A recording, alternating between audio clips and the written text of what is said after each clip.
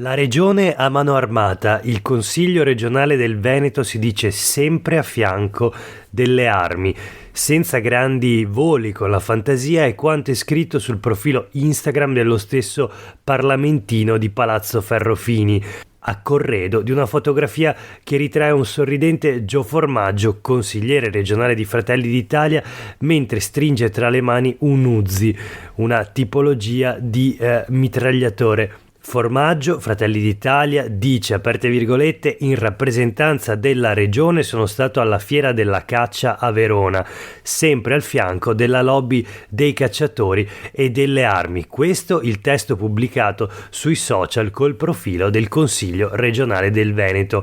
E questo è Sveglia Veneto, il primo podcast dedicato all'informazione vista da nord-est. Io sono Jack Calcetto, oggi è martedì 14 febbraio 2023, la prima notizia del giorno riguarda il caso scatenato in regione dal post pubblicato sui canali social del Consiglio regionale del Veneto con la foto di un consigliere regionale di Fratelli d'Italia, Gio Formaggio appunto, che imbraccia un fucile mitragliatore, un fucile a ripetizione, un'arma da assalto e soprattutto questa foto corredata da un testo che dice chiaramente: in rappresentanza della regione sono andato alla fiera della caccia, sempre al fianco della lobby delle armi.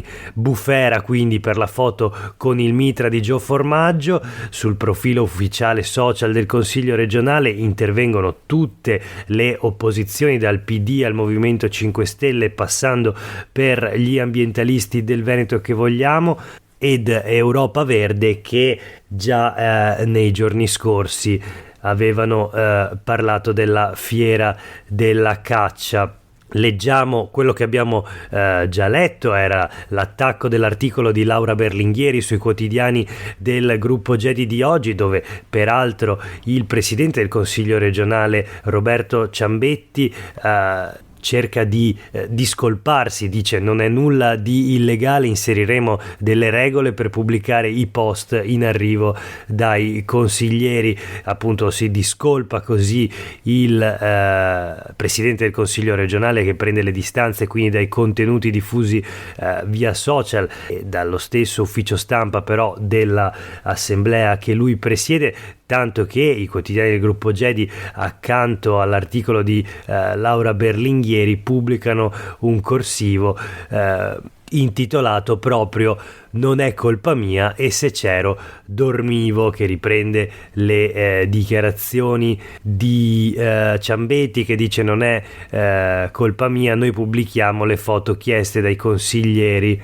E poi il commento: questa è la fine difesa teoretica da parte di un'istituzione così alta e rappresentativa, tutto si risolve in questo ragionamento piagnucolante, dunque io non sono qui per pensare, io pubblico le fotine anche quando sono maldestre e profondamente inopportune, mica devo essere attento io e se c'ero dormivo, signora maestra. Questo il corsivo sui quotidiani del gruppo Gedi. La notizia comunque anche sul Corriere del Veneto di oggi, nella sezione Regione Attualità: Formaggio pro armi, Gio Formaggio naturalmente, il consigliere di Fratelli d'Italia, bufera in regione, il consigliere di Fratelli d'Italia posa con una mitraglietta scrivendo al fianco della lobby. E anche qui ci sono le dichiarazioni del presidente del Consiglio regionale Ciambetti, che promette ora una nuova policy, spiegando che ad oggi però pubblichiamo ciò che ci mandano i consiglieri, che se ne assumono la responsabilità. Non posso quindi fare censura preventiva su ciò che dice un consigliere, per quanto non condivisibili.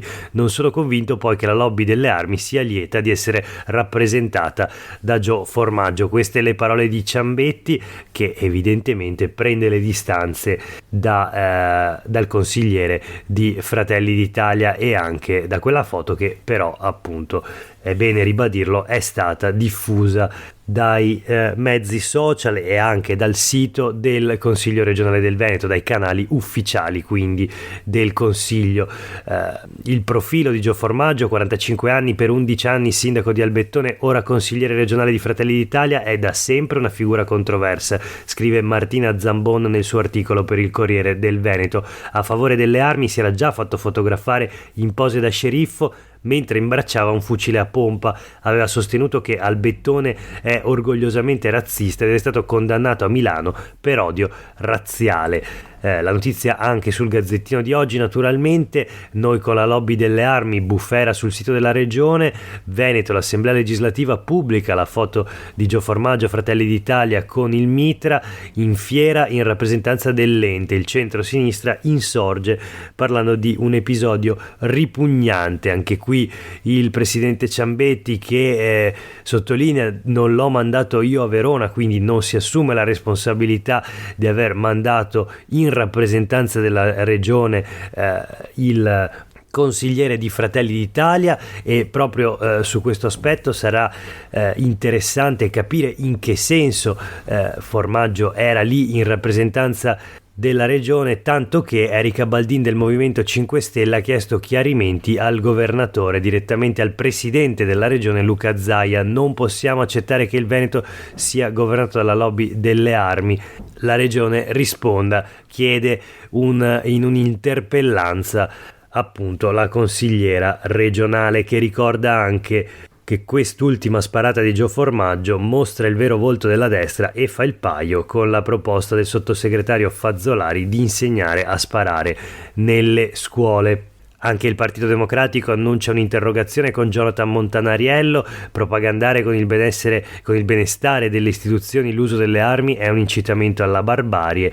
E poi Andrea Zanoni, sempre del Partito Democratico: è ripugnante pensare che il Veneto, oltre alla Repubblica del Prosecco, si stia trasformando anche nella Repubblica delle armi. Infine, il Veneto che vogliamo è le nostre L incredula, spieghino perché una pagina istituzionale ha condiviso con leggerezza un messaggio del genere. Insomma, questo per quanto riguarda la polemica scaturita dalle dichiarazioni, soprattutto dalle immagini condivise nei profili social del Consiglio regionale del Veneto su input del consigliere Gio Formaggio di Fratelli d'Italia. Voltiamo pagina, proseguiamo con la rassegna stampa di oggi, perché ieri a Padova è stato inaugurato l'801esimo anno accademico del BO, dell'Ateneo Patavino. Allora c'era anche la ministra Bernini, ministra dell'Università e della Ricerca, presente a Padova ieri. Ha assicurato tra l'altro che i posti a medicina saranno di più di quelli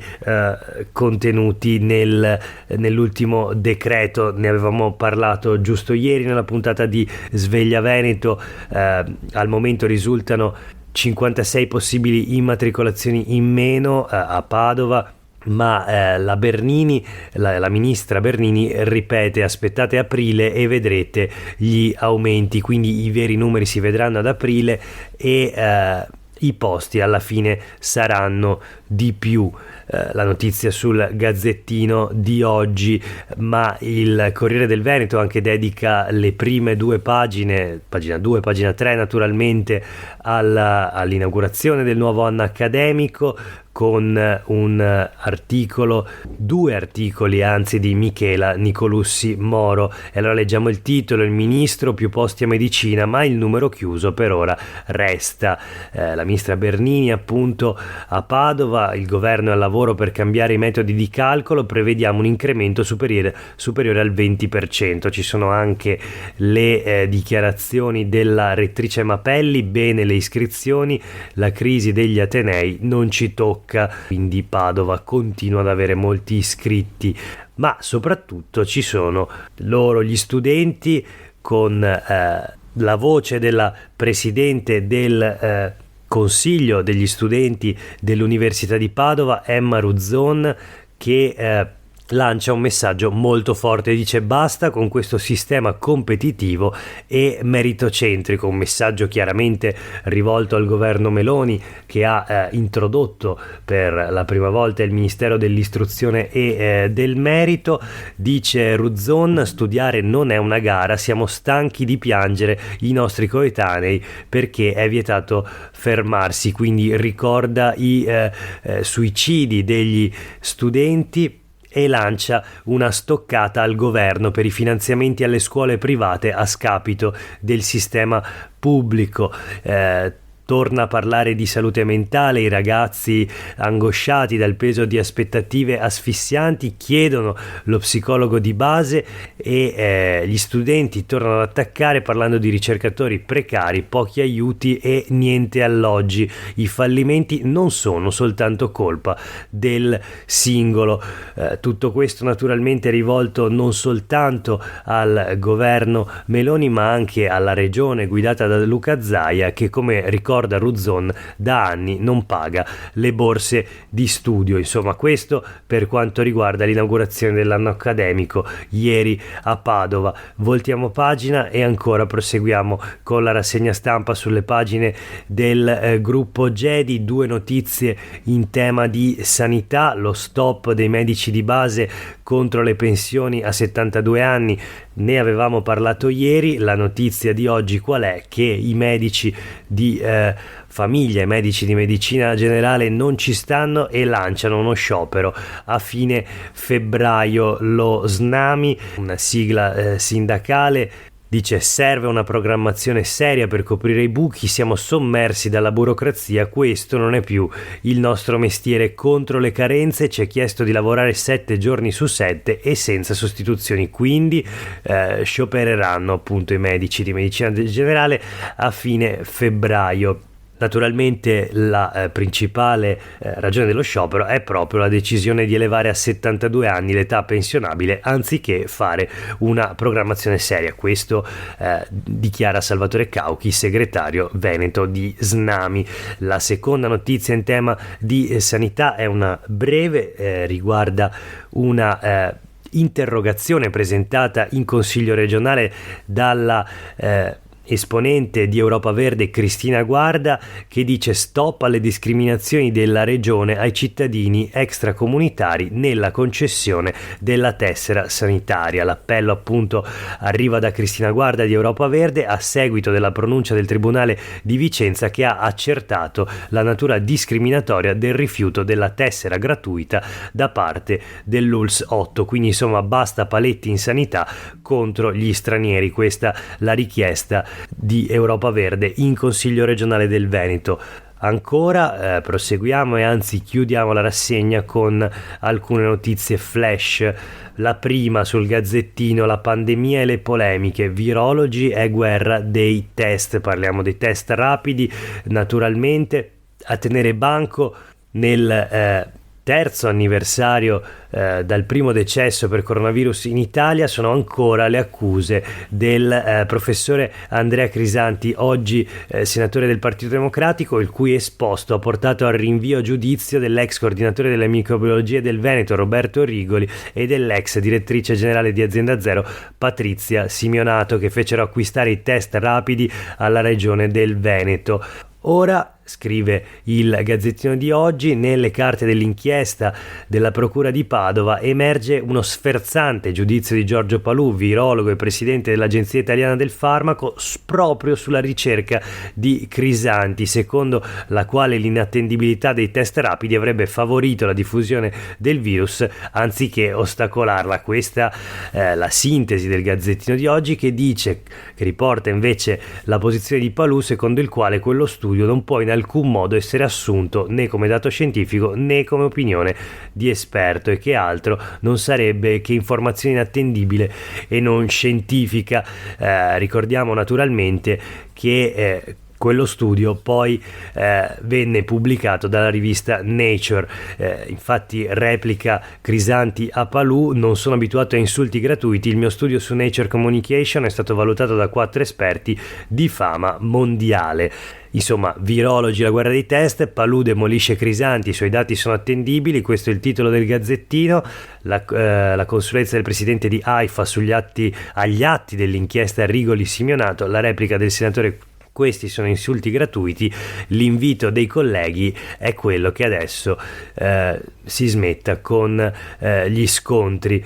Nel frattempo il Veneto per la prima volta in 3 anni scende sotto quota 100 per quanto riguarda i contagi da coronavirus. Infine, sul Corriere del Veneto di oggi un'intervista a Tiziana Basso, segretaria regionale della CGIL del Veneto, sul fenomeno delle grandi dimissioni. I dati di Veneto Lavoro mettono in evidenza un boom delle dimissioni: 200.000 dipendenti veneti del settore privato che hanno lasciato lo scorso anno il posto di lavoro, il 44% di loro si è ricollocato in una sola settimana. Le dimissioni sono il frutto della tendenza positiva dell'occupazione, ma sembrano anche il frutto di una nuova mentalità: si cambia in cerca di un lavoro migliore, non necessariamente più retribuito, ma in grado di aumentare la qualità della vita. Il commento di Tiziana Basso è che il mercato si sta sdoppiando, c'è chi può scegliere, ma tanti restano indietro, il lavoro mobile non è per tutti. E per oggi è davvero tutto, grazie per aver ascoltato questa puntata di Sveglia Veneto, a tutte e tutti voi una buona giornata.